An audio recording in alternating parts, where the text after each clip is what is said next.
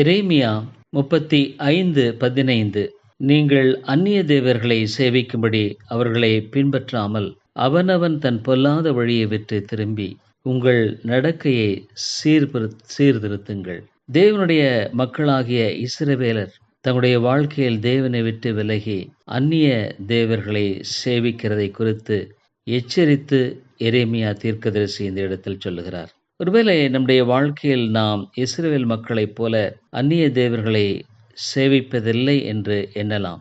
ஆனால் தேவனுக்கு புறம்பானது, தேவனுக்கு விருப்பமற்றது எல்லாமே தேவனுக்கு அந்நிய காரியங்களாகவே இருக்கின்றன. அவைகளை நாம் நம்முடைய வாழ்க்கையில் பின்பற்றி நடக்கும் பொழுது அந்நிய தேவர்களை பின்பற்றின இஸ்ரவேல் மக்களைப் போலவே நாம் காணப்படுகிறோம். அது மாத்திரமல்ல, தேவன் சொல்லுகிறார், தன் பொல்லாத வழியை விட்டு திரும்பி.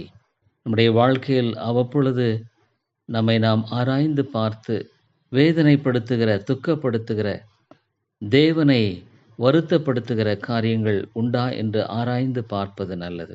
ஆனால் அவைகளை விட்டு நாம் ஆராய்ந்து பார்ப்பதோடு கூட நின்று விடாமல் நாம் திரும்புவது அவசியத்தை கர்த்தர் எதிர்பார்க்கிறார். அவ்விதமாக திரும்பும் பொழுது உங்கள் நடக்கையை சீர்திருத்துங்கள் என்று ஆண்டவர் சொல்லுகிறார். ஆகவே நாம் திரும்பி நடக்கையை சீர்திருத்தும் பொழுது தேவன் சொல்லுகிறார், அப்பொழுது உங்களுக்கும் உங்கள் பிதாக்களுக்கும் நான் கொடுத்த தேசத்திலே குடியிருப்பீர்கள்.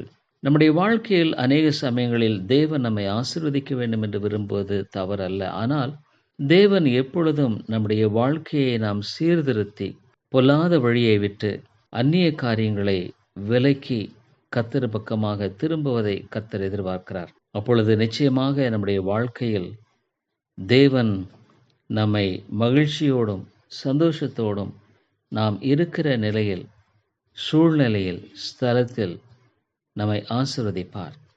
அது நம்முடைய ஆத்துமாவுக்கு நன்மையானது. தேவனுக்கு பிரியமில்லாத காரியங்களை நாம் எடுத்து போடுவோம். தேவனுக்கு பிரியமில்லாத காரியங்களை நாம் வாஞ்சிப்பதினால் நமக்கு என்ன பிரயோஜனம்? நம்முடைய வாழ்க்கையில் நாம் தேவனுக்கு தூரமாய் விலகி போய்விடுவோம். ஆனால் கர்த்தருக்கு நெருக்கமாய் வரும் பொழுது நம்முடைய காரியங்களை சீர்படுத்தி தேவனில் பிரியமுள்ளவர்களாய் காணப்படவும், தேவன் நம்முடைய வாழ்க்கையை ஆசீர்வதிக்கவும் நாம் தேவனுக்கு ஒப்புக் கொடுப்போமாக. நன்றி.